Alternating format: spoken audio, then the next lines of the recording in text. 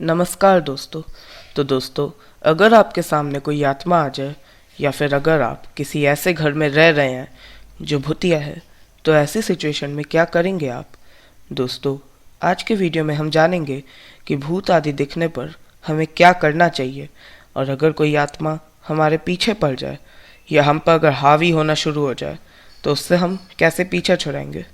तो चलिए दोस्तों, ज़्यादा बातचीत न करते हुए वीडियो शुरू करते हैं। So let's begin.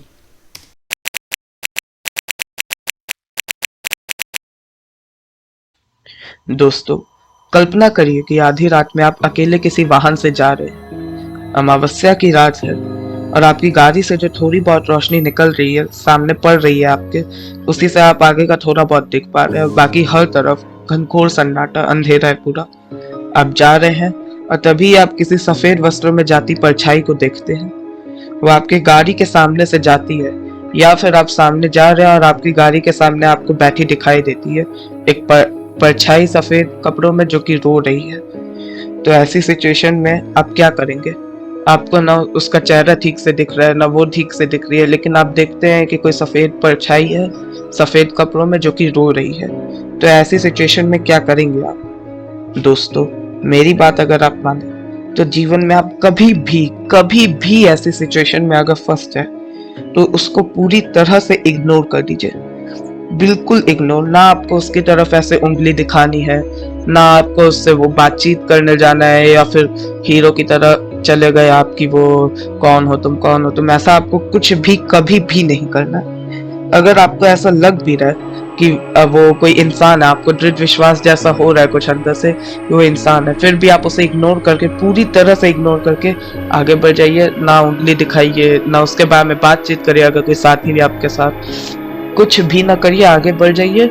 हाँ, थोड़ा आगे बढ़ने के बाद आप पुलिस आदि को कॉल कर सकते हैं, पुलिस को, फॉरेस्ट डिपार्टमेंट को, या जहाँ पे भी आप है वहां से किसी को कॉल कर सकते हैं कि मैंने कुछ ऐसा ऐसा देखा है, आप जल्द आ जाइए, कोई इंसान यहाँ फंसा हुआ है, रो रहा है। ऐसा आप कर सकते हैं। लेकिन अगर आप अकेले हैं या फिर एक आध दोस्त आपके साथ है, तो कभी भी उंगली आप उसकी तरफ न दिखाइए, कभी भी नहीं। क्यों? तो उसका कारण मैं आपको बता दूं कि भूत प्रेत जो होते हैं वो मरने के बाद भटकते हैं। आत्मा स्वर्ग या नरक चली जाती है, मैंने आपको अपने पिछले वीडियो में बताया था। लेकिन भूत प्रेत जो बनते हैं वो भटकते हैं, और भटकते हैं तो फिर वो आपसे संपर्क स्थापित करने की कोशिश करते हैं। मतलब जब तक कि उनका रीइंकार्नेशन नहीं हो जाता, उनको अकेलेपन में रहना होता है, और अकेलापन कैसा होता है, जानलेवा होता ही है, भूत प्रेतों को भी नहीं पसंद आता है। तो वो इस संपर्क स्थापित करने की कोशिश करते हैं। अकेलेपन से निजात पाने के लिए कुछ आत्माएं गहरी निद्रा में चली जाती है। अपने अगले जन्म से पहले वो एक गहरी निद्रा में चली जाती है, सब कुछ भूल भाल जाती है, एक शांत आत्मा बन के नए शरीर, नए देह में चली जाती है। कुछ आत्माएं अपने ही परिवार वालों के बीच में रहती है। जो आत्माएं थोड़ी मोह माया से बंधी होती है, वो मृत्यु के बाद भी अपने परिवार वालों की चिंता के कारण अपने परिवार वालों के बीच ही में रहती है।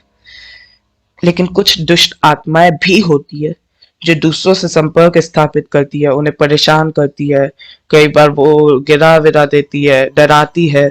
ऐसी कुछ दुष्ट आत्माएं भी होती है, और वो आपसे हो सकता है वहां पे संपर्क स्थापित करने की कोशिश कर रही हो या कर रहा हो। तो इसीलिए जब भी ऐसी सिचुएशन आपके जीवन में आए, आप उसे पूरी तरह इग्नोर कर दीजिए, संपर्क स्थापित ना होने दीजिए। क्योंकि एक बार संपर्क स्थापित हो गया तो फिर वो आत्मा आपके पीछे पड़ सकती है, परेशान कर सकती है आपको, आपके साथ बुरा भी कर सकती है कुछ।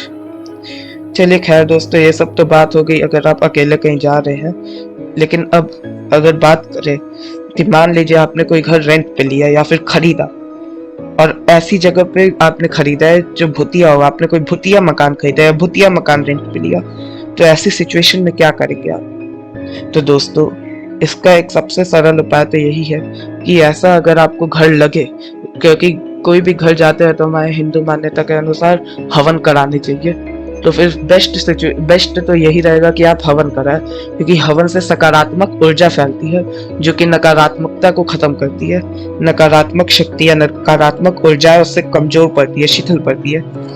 बाकी तो अगर सबसे अच्छा तरीका पूछा जाए तो आप घर देख समझ के लीजिए, और सबसे अच्छा तरीका ये है कि घर आप जितना जल्दी छोड़ सकते हो उतना अच्छा, क्योंकि अगर ऐसा कुछ पवित्रता वाला आपने कार्य नहीं किया है कि घर से वो नकारात्मक ऊर्जा खत्म, तो खैर नहीं हो सकती, ऊर्जा कभी खत्म नहीं हो सकती, पर शिथिल अगर पड़ना शुरू ना हो, अगर नकारात्मक ऊर्जा शिथिल नहीं पड़ रही है, तो फिर कोई अगर आत्मा हुई तो वो आपको नुकसान पहुंचा सकती है, और ताकतवर आत्मा हुई तो फिर आपके परिवार को कुछ कर भी सकती है।